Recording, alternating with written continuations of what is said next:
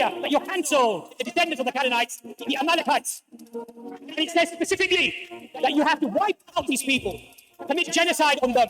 The Bible clearly states, killing the men, the women, the children, even the donkeys and the asses.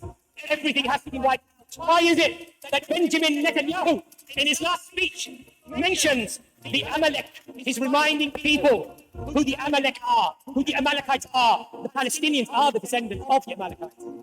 If you want all the land, you can't have the Palestinian Authority. You can't have the PLO wanting to negotiate peace with you, because how do you make the green turn to white? You can't enter into peaceful negotiations. So in 1987, they propped up Hamas and supported it financially. So they go and support a terrorist organization to create the monster that they need in order to accomplish the goal. The goal that was already in place.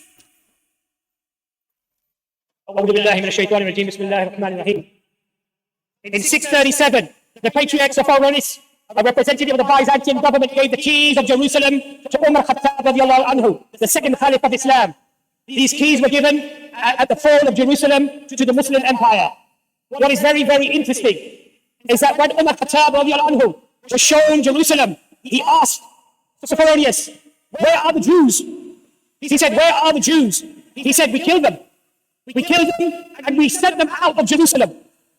Umar Khattab radiallahu anhu, if you want to study Roy Casagrande, what does Roy Casagrande say about this event? He says that Umar Khattab radiallahu anhu, the second Caliph of Islam, he said, no, you cannot do this. You cannot kill the Jews. You cannot send them outside of the land of Jerusalem. He then turned to a new convert and said, find me Jewish families. And he established Jews in Palestine. Yes, my friends, many of you don't know this, but it was Umar Khattab radiallahu anhu, the second Caliph of Islam, that reintroduced Jews into Palestine, because under the Islamic Empire and the Islamic law, it was prohibited to be attacking people on the matter of their religion and evicting them from their homes and committing injustice. The Muslims ruled for 462 years before the Crusaders came back in. Study the works of Karen Armstrong, the British historian, who says the difference between the way the Muslims interacted with the Jews and the way that the Crusaders interacted with the Jews is like chalk and cheese. Her words, not my words. When the Crusaders went back in, there was bloodshed again. And they boasted that the streets of Jerusalem were blood, when the blood was high up to their knees, at the slaughter that they did for the Jews and for the Muslims and for those Christians who stood with the Muslims. So when they tell you that the Muslims have a bad history with the Jewish people, this is a lie. This is maligning what actually happens. This is untrue. This is propaganda. And it goes against the historical narrative. Not our historical narrative, my friends, but Western historical narrative. It goes against that narrative. Now, many people argue that the Palestinian people are actually an invading people into the land of Israel. This is another lie that they present to you, my friends. There are recent works done on genetics that prove beyond a shadow of a doubt that the Palestinian people are related with their DNA up to 50 or 60% to the Canaanite people who were there over 3,500 years ago. So they have roots to that land. So when they tell you that these are an invading people who took out the indigenous people, i.e. the Jews, this is nothing but propaganda and nothing but a lie. The problem that the Palestinians have is that this DNA linked to the Canaanite people is both a blessing and a curse. It's a double-edged sword. Because on the one hand, they can prove their rights, historical rights, to the land. But on another front, they become ammunition for the extremist Israeli sentiment and Zionism, which clearly has roots within the Old Testament. Yes, my friends. If you study 1 Samuel 15 verses 1 to 3, it talks about the Canaanite people, and in particular, it talks about the people who are the descendants of the Canaanites, the Amalekites. And it says specifically that you have to wipe out these people, commit genocide on them. The Bible clearly states, killing the men, the women, the children, even the donkeys and the ass. Everything has to be wiped out.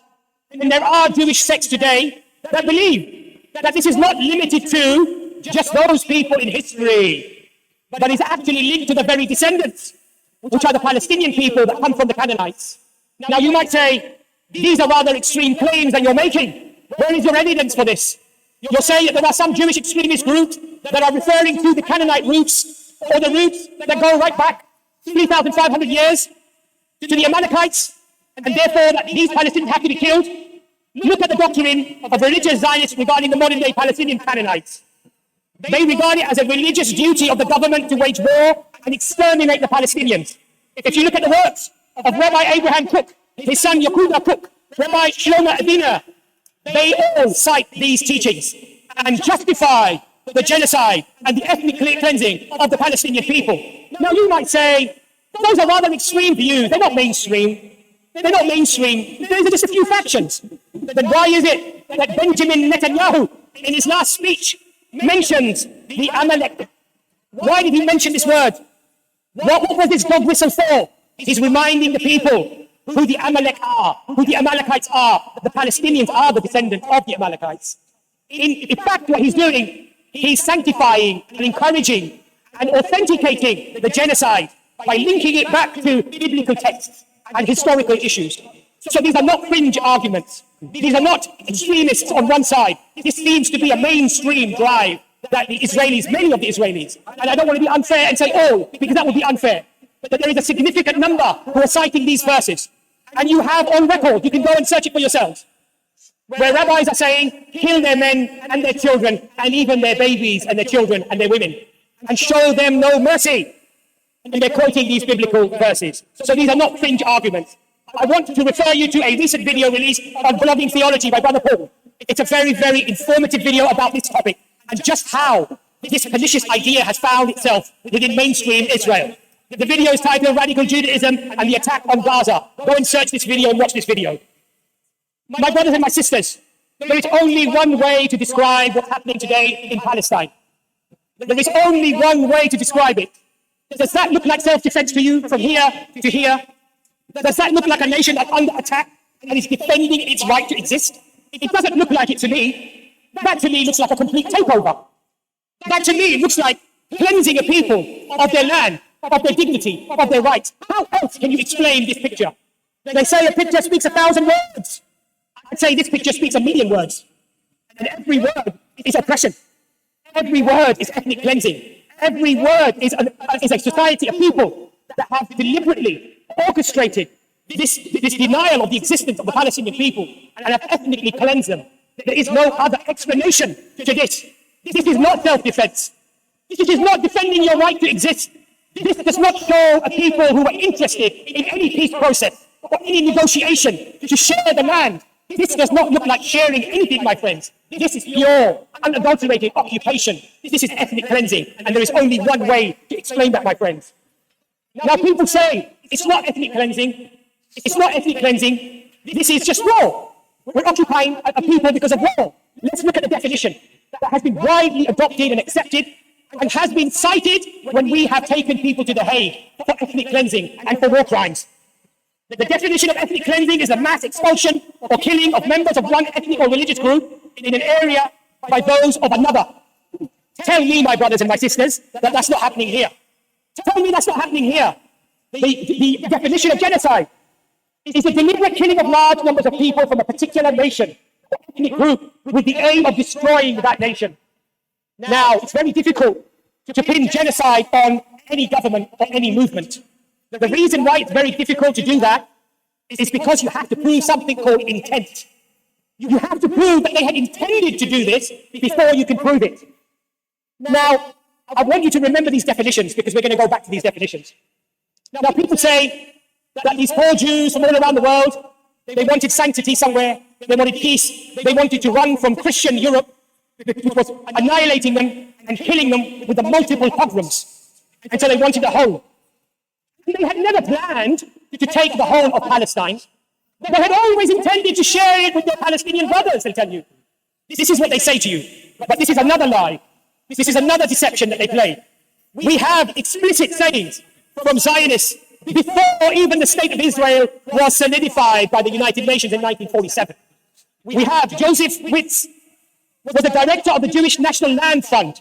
On December 19th, 1940, he wrote, now listen to his words, what he says. 7 years before the United Nations even gave Israel to the Israelis, to the Jews. He says, it must be clear that there is no room for both people in this country. So when you tell me that this land was going to be shared, this is a lie. The intention from the very beginning was to take over the land. And as we can see here, a picture speaks 1,000 words, my friends, but this one speaks 1,000,000 words. That was the intention from the very beginning. I could go through a list of people, influential people, who were at the onset, the people who are the influencers, the antagonists, the real propagators of the state of Israel, and their comment that it would be very easy for you to go and check that for yourself, my friends. Many people who were saying, okay, but that was then, of course we don't want the annihilation of the Palestinian people, we're just attacking Hamas. Then why is it that we have even today the former Israeli military officer at Israel's elite intelligence unit 8200? His name is Elihu Yossian. He calls for ethnic cleansing in Gaza on TV, on national TV. And again, there are countless statements that are made. Former Israeli ambassador to Italy, Dror Aydar, he proposes to destroy all of Palestine. Tell me these are not genocidal comments. And remember I told you that you need to prove intent.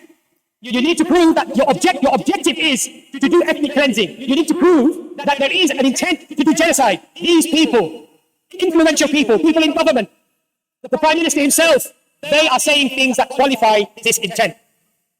Now, we're being told that there can be no peace because of Hamas. That has been designated by the Europeans and Americans as a terrorist organization. There can be no peace because of Hamas, they claim. I just wonder how many of you know who were the main people that propagated and supported Hamas. Have a guess, my friends. Who could it be? Thank you. Thank you. Can you believe that? The very people that complain about an organization, they say a terrorist organization, that is a hurdle for peace, are the very people who established and supported it in the first place. Now you might ask the question, why would they support a group that they regarded to be terrorists? Why would they do such a foolish thing? Because they realized that the PLO and the Palestinian Authority were trying to go down the peace process. They went to the United Nations and the world to do justice for them.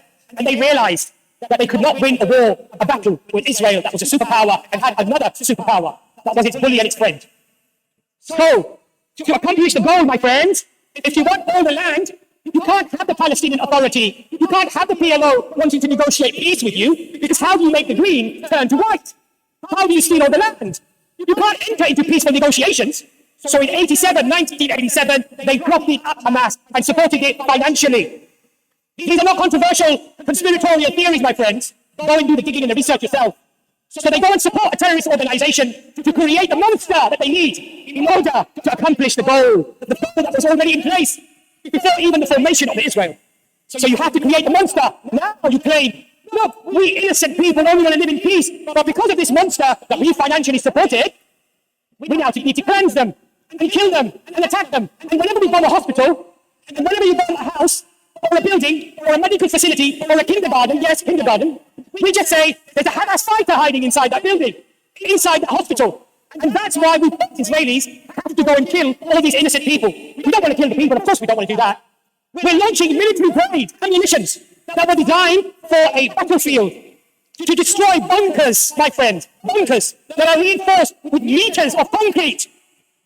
And we're going to throw those munitions on a civilian population. But we don't want to hurt the population. We don't want to kill the people. We just want to kill these bad Hamas boys that are hurting us. The same Hamas that we supported financially in the 1980s to create the very monster in the first place is the one that we are going and bombing. But we don't want to hurt the people. We respect the people. We want to look after their interests. My friends, how foolish do you have to be? How blind must you be that you can't see what they're doing there? How blind must you be? How many more excuses will you make for this bloodshed?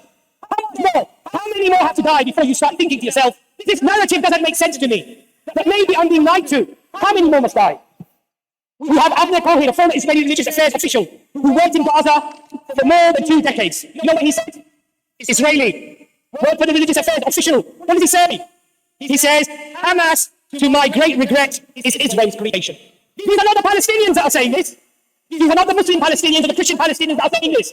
This is the Israelis themselves saying it. Our greatest regret is that we created Hamas. We created this monster. They wanted to stall the peace process. But in that, what they did, the roots of evil will always result in greater evil. When you plant evil, you will get evil. This is the result. This is what always happens.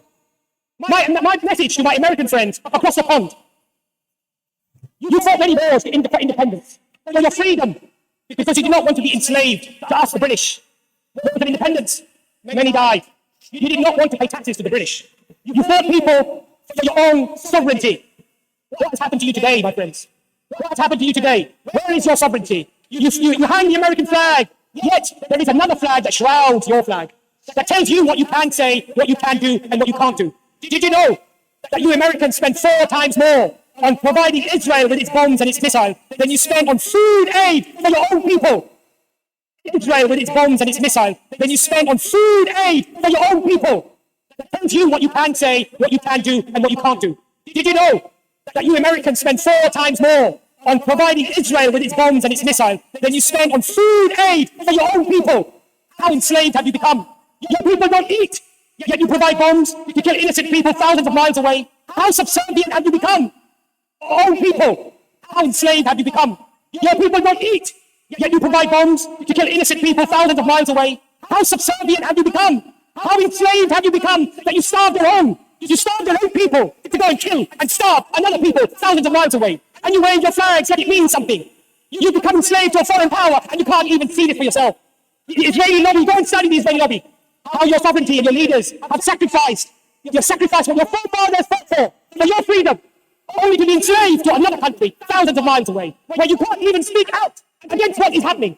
Even if you speak out just to say, stop the killing, enough, just that, you're cancelled, you lose your job. Miles away, where you can't even speak out against what is happening. Even if you speak out just to say, stop the killing, enough, just that, you're cancelled, you lose your job. You can't even say, stop the murder, stop the killing. Even that form is so painful to the American administration and the leadership and the media that you're cancelled. That's how enslaved you become. What freedom do you have, really? Really? This is freedom? I would say the Palestinian is more freer than you. Because even though he's bombed, even though his houses are being taken over, and his buildings are bombed, the kindergartens are bombed, the hospitals are bombed, they don't bow to anyone. Yet you bow to a foreign power. They are freer than you. That's what I say. Any criticism to Israel in America, you're finished. You are absolutely finished. Go and see what they've done to models or to actors, to anyone that's spoken up. You're immediately labeled as a hate preacher, someone with hate, a Hamas sympathizer, a terrorist sympathizer. They will shut you down. So when you say to me that we, the Americans, are free, no, you're not free. You're enslaved. And I say shame on you, that you are so enslaved, so convinced by this slavery that you can't even, you don't even realize this, that you can't even think about this for yourself and realize that something is wrong here. My people are starving. I have an epidemic of drugs. I have an epidemic of homelessness. I have an epidemic of people who can't eat. Yet I will give 4 times my taxpayers' money, my taxes, to a foreign country. And you think that you're free? No, my friends, you're enslaved. A message to my countrymen. Yes, the English. We are not, unfortunately, we haven't escaped this ourselves. We haven't escaped this ourselves. We have Remembrance Day today. What do we remember? We remember the brave soldiers that fought against what? They fought against Nazis. They fought against pillage, rape, murder, killing, genocide. That's what they fought against. They fought so we would be free today. My ancestors that came from India, millions lost their lives in the Second World War as well. Perhaps lesser known fact. Lesser known fact. You only have to go a short distance from here and you will find a monument for the animals of war. We glorify the mules and the horses and the animals that played a part in the Second World War. It's the monument for the millions of Indians that died in the Second World War, or the Africans that died in the Second World War. Where are those monuments? Our lives, they don't seem to be worth more than the mule or the donkey. They have a monument on Park Lane, glorifying, and what does it say? They had no choice. This is true. The horses and the mules, they didn't have a choice. They didn't have a choice. But the millions of Indians that fought in the Second World War, many of them did not have a choice either. So where are the monuments to them? Well, that's a different subject, maybe for a different day. Why have we also become enslaved in England? Why have we become enslaved to a foreign power?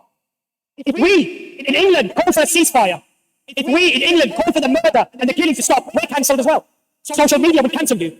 EF Tower have had videos that have been cancelled, that have been shadow banned, because they don't want this to reach the people. So if any of you want this video, email us at EF Tower and we will provide you with a high quality video that you can put on your channel. We're not interested in the clicks and the views and the money. We just want the words to get out. And so they're just silencing us.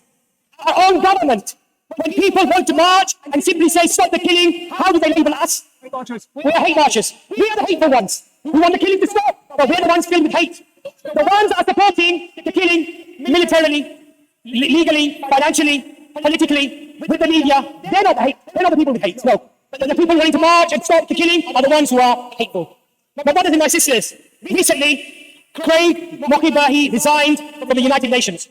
He was working there from 1992 to 2023. 31 years he worked for the United Nations. He's a long-term international human rights lawyer who served as the director of the New York office of the United Nations Commission for Human Rights.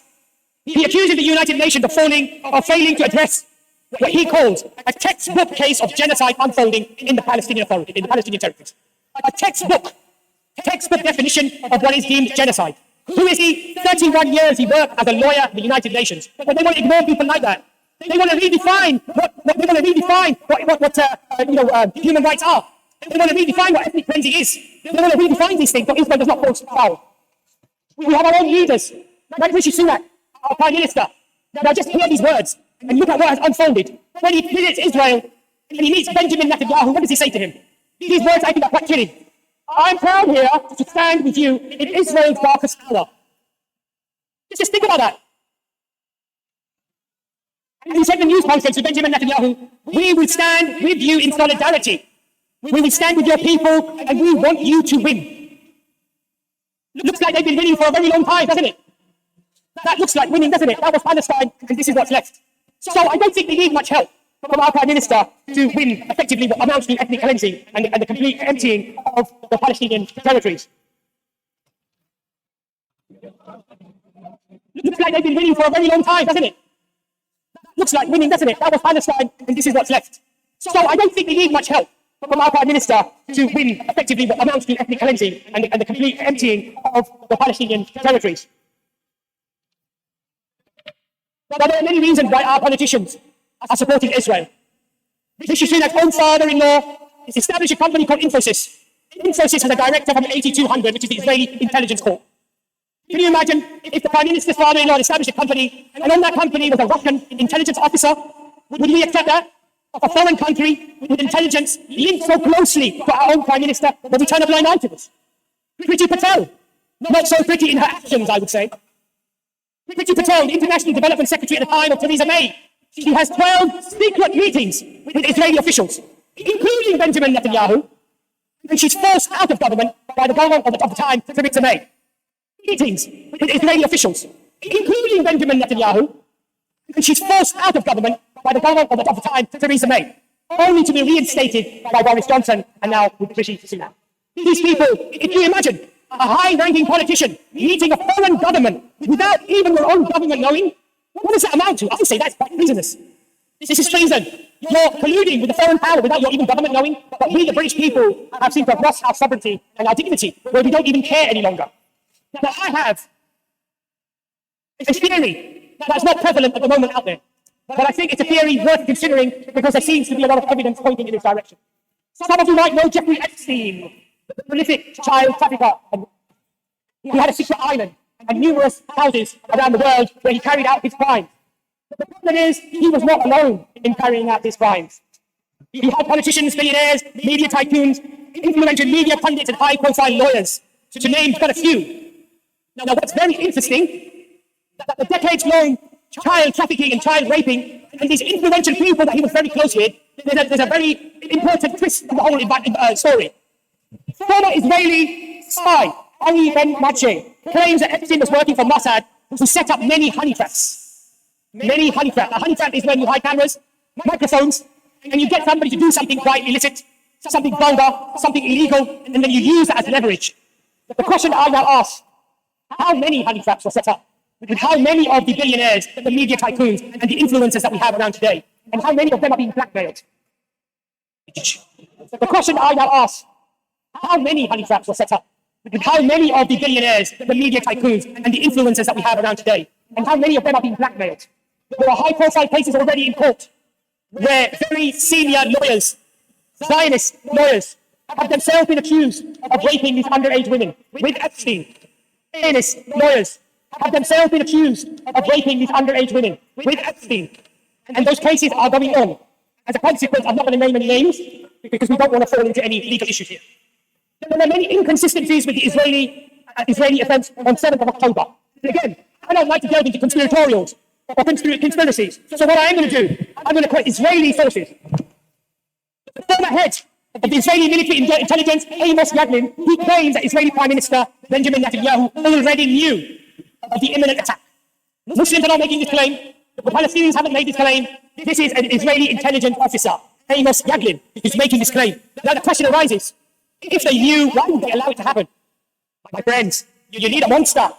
You need an event. Just like the weapons of mass destruction, just like the justification for the war against terror that claimed the lives of 4.8 million innocent Muslims around the world. You need to have an outrage. So you have to allow certain things to happen so you can accomplish your ultimate goal, which is to show the world that all you're doing is you're defending yourself, while in fact what you're doing is a takeover, which what you have been doing from the very beginning. Now, the Israeli intelligence officer is not the only one that challenges the narrative. We had a survivor, a Jewish survivor, Yasmin Porat. She was in the kibbutz that was bombed, but a lot of Israelis and Hamas operatives apparently died. On Israeli radio, live radio, she said that the Israeli forces indiscriminately shot at and bombed places where Hamas and the civilian population that were being held by Hamas. And therefore, she admitted on radio that many of the lives were lost because of Israeli actions were being held by Hamas. And therefore, she admitted on radio that many of the lives were lost because of Israeli actions. The question that you need to ask yourself means that these stories are not coming from the Palestinians. These are not coming from the Palestinians. That many of the lives were lost because of Israeli actions. The question that you need to ask yourself means that these stories are not coming from the Palestinians. These are not coming from the Palestinians. These are not coming from Muslims or from Christian Palestinians. These are coming from Israeli sources themselves. These are coming from Israeli sources themselves. If it's bullshit, go and do some research. Educate yourself. Don't just make stupid comments. Educate yourself. Now, let me ask you a question.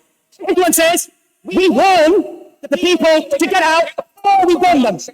We warn them before we warn them. Okay? This is what the Israelis are saying. Now just imagine this. If a Hamas operative is in a building and you warn that building that you're about to bomb it, who is the first person that's going to leave that building? It's going to be Hamas that's going to leave, right? So does that even make sense to you? That you're claiming, on the one hand, that you are targeting only the Hamas operative, but then you're sending a warning that you're about to bomb. And you're sending warning bombings around the building that you're about to bomb that building. And then when you do bomb it, and you kill all the innocent people, you say that we were only trying to kill the Hamas operative. Does that even make any sense to you? How can you be so gullible and so foolish to think that an enemy that you want to kill, you're going to give them a 1 day or 2 day warning that I'm about to bomb that place? It's absurd. It's absurd. Now, another fact, my friends. They bombed tens of thousands of buildings. Tens of thousands of buildings in Gaza. They bombed more buildings than they claimed Hamas operatives. So again, another inconsistency. It simply does not make sense, my friend. It simply does not make sense. Now, these foolish people ask us, before we start a conversation, they say, do you condemn Hamas? The first question they ask us, do you condemn terrorism? Do you condemn what happened on the 7th of October? This is the first question they ask us. Now, the question I would like to ask, how dare you question my humanity? Because in reality, what you're asking me is, do I support the killing of innocent children? Do I support that? That's the question that you're asking me. Do you ever meet a stranger? Do you ever meet somebody that you don't know? And the first question that you ask them, oh, by the way, do you support the killing of innocent babies and children? Do you ask that question? Or do you think good of people? Do you assume goodness about people? Do you assume, of course, somebody's not going to support the killing of innocent babies and innocent children? Because that would make you a maniac. That would make you a psychopath. So why do they feel they can ask us this question? Why do we have to qualify our humanity? When we don't support Hamas militarily, financially, with our words, or with any statements, but yet we have to qualify our humanity.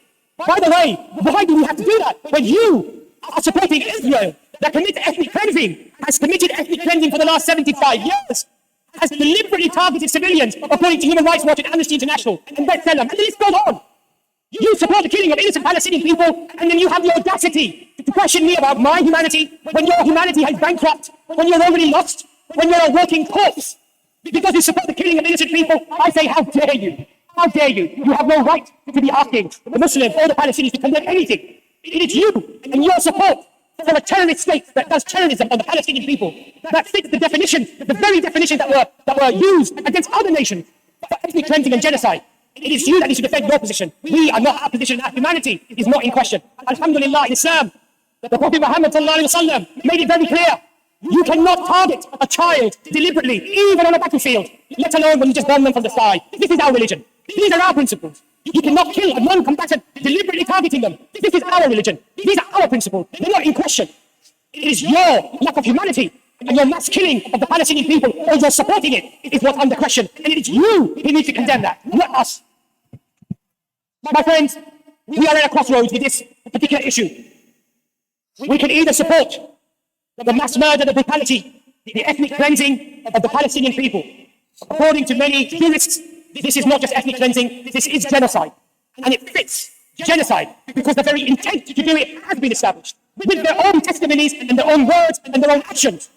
So we are at a crossroads. You can either support the killing and the murder and the genocide of a people who are predominantly civilians, or you can stand on the right side of history. And you can say that this is wrong. Or you can stand on the right side of history. And you can say that this is wrong. This murder, this killing, this genocide is wrong. The choice is not complicated. The choice is not complicated. But you need to have a heart. And you need to have eyes to see. But if you are blind, and if you simply want to feed your predispositions, that the Arab is a savage, the brown man is a savage, and therefore what Israel is doing is right, then you can look throughout history. Those were the same justifications that were given to wipe out the indigenous American, millions of whom were killed. And those were the same words that were used for the indigenous population of Australia when they committed the genocide on those people. It's the same old filthy sewage that is being recycled again about the Palestinian people. So you can either swim in the sewage, or you can stand against it. The choice is yours. But I've said this before and I'll say again. Your children and your grandchildren, if you pick the wrong side, if you pick the side of the oppressor, the one committing the genocide and the mass murder, your children and your generations in the future will not look at you with kindness. They will wonder as to why my father or my grandfather, my uncle or my aunt stood with the oppressor, with the one that committed the genocide and the ethnic cleansing. I hope that you stand on the right side of history and stand up for the people and join those who stood up for the indigenous American. My aunt stood with the oppressor, with the one that committed the genocide and the ethnic cleansing. I hope that you stand on the right side of history and stand up for the people and join those who stood up for the indigenous American, for the indigenous Australian, for the African. They stood up against the public opinion that was justifying that genocide and the ethnic cleansing. They were the minority. I don't believe that today we are the minority, even though the media and the politicians are owned in the West by the Israeli lobbies. The people are not having it, and the majority of people are against this mass murder and this killing. So I hope that you open your eyes and you open your hearts and you see what is happening. My friends, this is ethnic cleansing. This is genocide. And no matter no matter what trickery, no matter what linguistic gymnastics or rewriting of history you use, the map does not lie. This picture does not lie. They have taken over the entire land. There are only a few specks left, and they've already made it clear that they need to take what's left. This is textbook genocide, textbook ethnic cleansing. Stand up for the people who are the victims. Don't stand up for the perpetrators of hate, the perpetrators of genocide. Assalamu alaikum wa rahmatullahi wa barakatuh. And the media